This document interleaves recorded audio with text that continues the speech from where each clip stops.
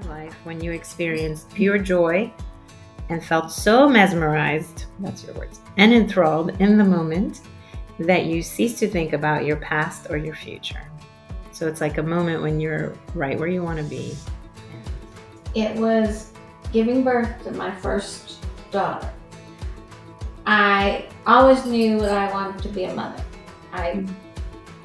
Dolls were a big part of my life growing up, and it never occurred to me that I wouldn't be a mother. And when I was pregnant for the first time, I went to the doctor.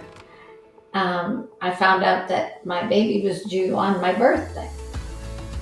And that sort of made it even more special. Not more special than having a baby, but really, birthday. But babies don't come on their due date. Anyway, she did. And have physically control over our bodies to a great extent. And I wanted to have the kind of childbirth that I wanted, not the kind that 95% of the doctors would want me to have, in terms of, they say what you're going to do. You're going to do this at this time, and I'm going to do this at this. I wanted a childbirth experience that was my own. So I was very fortunate in finding an OB who felt very much like I did. And they were, back then, they were not a dime a dozen. Most OBs wanted to do it their way. And I was also very fortunate that I lived in a city where there were childbirth education classes. Because a lot of places that was something new. So I learned with these classes how to be as in control as possible with my childbirth experience, physically and mentally. And I put my heart and soul into it. Back then, classes were 8 weeks, one class a week for 8 weeks, 2 hours each session, and then you went home and you practiced. The most amazing thing that on her due date, I thought, I'm in labor. And I've never experienced anything like that.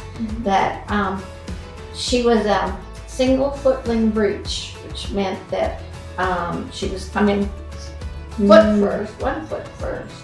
Back then, there was not ultrasound for determining the size of the baby and the size of the birth canal.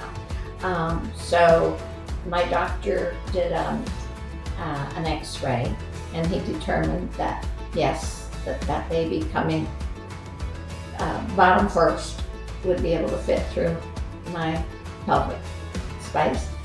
And I just had faith in him. I had faith in me that I could do it. And I had a 2.5-hour labor and delivery. And she was just perfect. And, to me,